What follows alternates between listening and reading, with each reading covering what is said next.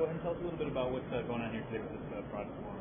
Well, we've been doing fraud forums around the state, really to warn people about a lot of the frauds that are out there. It's just amazing if some of these criminals would use some of their ingenuity in a good way. They could make a lot of money, but they're still trying to scam people, and so that's what we're really talking about: how to detect these scams, to warn people about the scams, and how we can work together with local law enforcement and with the public.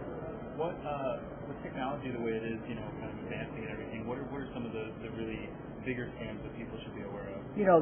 I think the biggest change that I've seen since the time that I was a county prosecuting attorney is the Internet. People are using the Internet today to scam people. They're using telemarketing. Between those two tools, people can sit in their home and rip people off in 40, 45, 50 states, and they do it all the time.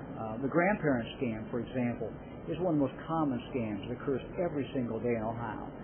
You're at home at night, you get a call, you think it's your granddaughter Sarah, she starts crying, and Grandpa, I'm in trouble, I'm in Fort Lauderdale, send me money, and people wire transfer the money, and it's not their granddaughter at all. It's a scam artist who knows the daughter's name or the granddaughter's name and appeals to the sympathy of that grandparent.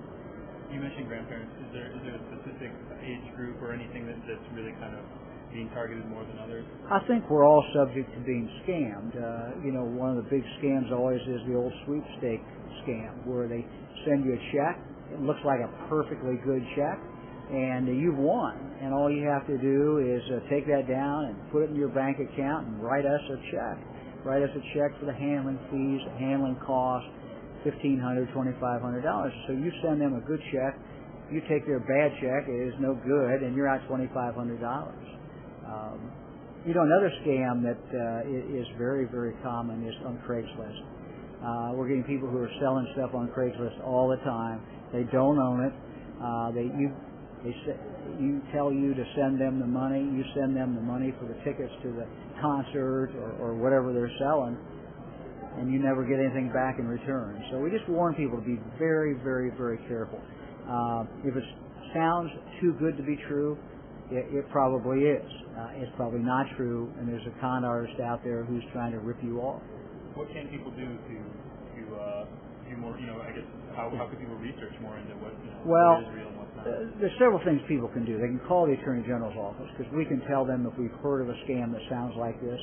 We can tell them if the charitable group that is purporting to raise money from them is a legitimate group, if they're registered with our office. We can also tell them, for a charity, what percentage of the money that is going to that charity actually goes to a good cause and what percent goes to overhead. We now have that information right online for people that can find that out. So we encourage people to call the Attorney General's office and call their local police or sheriff.